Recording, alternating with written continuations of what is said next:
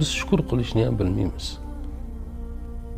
Eshitilayotganimiz, duolarimiz qabul bo'layotgani, ibodatlarimizni qabul bo'layotganini, uni biz hayotimizda sodir bo'layotgan narsalardan, kayfiyatimizdan, og'zimizdan chiqayotgan gaplardan,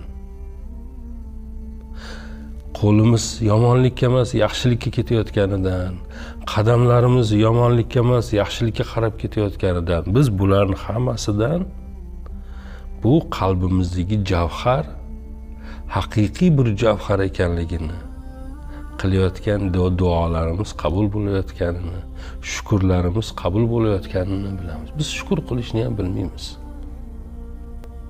Biz o'ylaymiz, bozordan olgan olma 1 kilosi 10 ming so'm deb aytsak, u olmani 10 ming so'mligini bilamiz. Lekin men sizga 10 ming so'm pul bersam, bitta olma paydo qilib bera olmaysiz. Hech kim qilib bera olmaydi.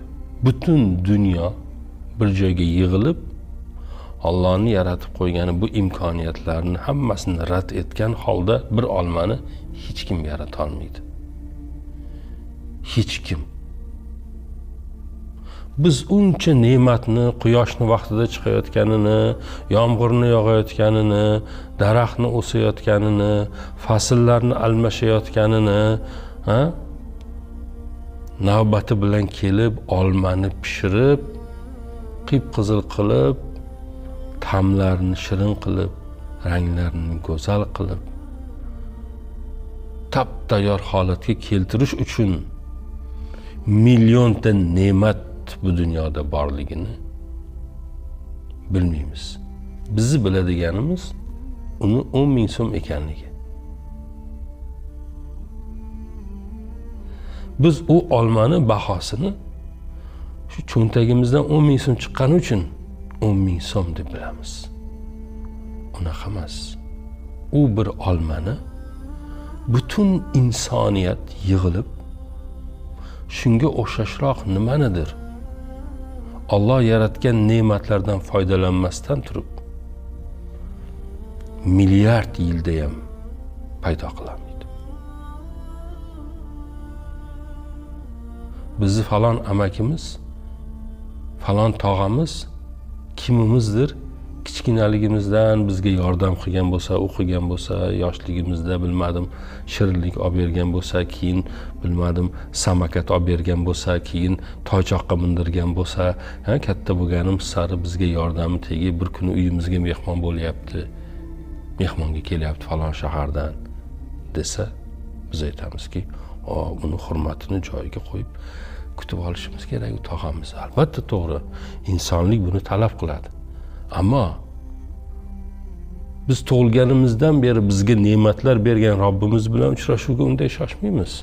Unday jiddiy tayyorgarlik ko'rmaymiz. U tog'amizga qilganimiz tayyorgarlikni, u uchrashuvga qilganimiz tayyorgarlikni Robbimiz bilan uchrashuvda nimagadir buni befarq shunchaki rasmiyatchilik, shunchaki bir narsadek o'tkazishga harakat qilamiz. Bilib bilmay, e'tibor qilib qilmay, shunchaki.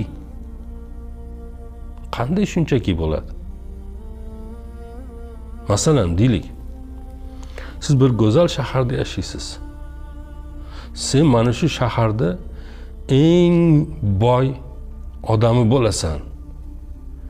Eng imkoniyati keng odam bo'lasan. Faqat buni evaziga sen ikkita ko'zingni olamiz desa, rozi bo'lasizmi? Yo'q. Nega? Aytasizki, bu shaharda bu go'zalligi ko'zim bo'lmasa menga ne kerak? Demak, sizning ko'zingiz u shahardan qimmat turadi. Sizni bir ko'ra olishingiz bu dunyodagi har narsadan qimmat turadi. Qo'lingizdagi farzandingiz yuzingizni tirmalaydi, yuzingizga uradi, aytganingizni qilmaydi, tagini tozalashingiz kerakdir, u qilishingiz kerak, bu qilishingiz kerak, og'izga solingan ovqat to'kilib ketaveradi. Qarasangiz kir-chir bir narsada tuyuladi, lekin siz uni himoya qilish uchun u ne'matni joningizni berasiz. Qani biri kirib sizdan u bolani olaman desinchi. Uni qiymatini bilasizmi, qancha turishini?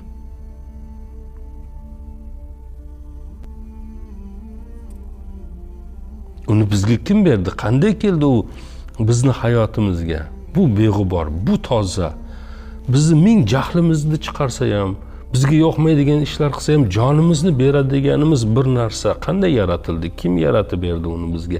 Kim uni bizga nasib qildi ne'mat olarak hayotimizga? Buni shukri bormi bizda?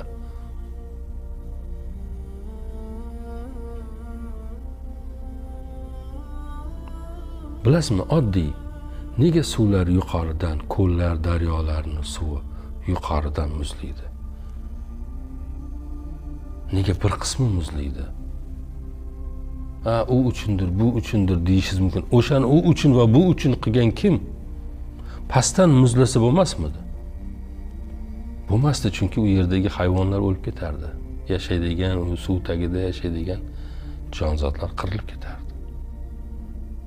Qayerga qaramaylik? Qayerga qaramaylik?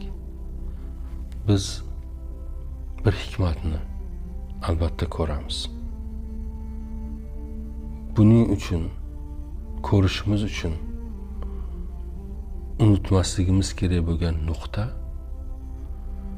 har ishda shohidimiz, guvohimiz Alloh ekanligini unutmasdan yashashdir. Robbimizga qilganimiz, seni qulingman, senga iymon keltirdim deganimiz qasamyotni unutmaslikdir.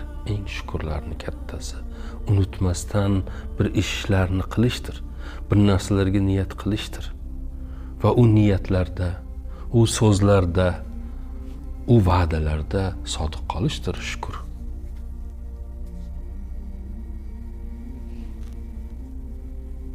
Shunaqa. Sog' bo'linglar.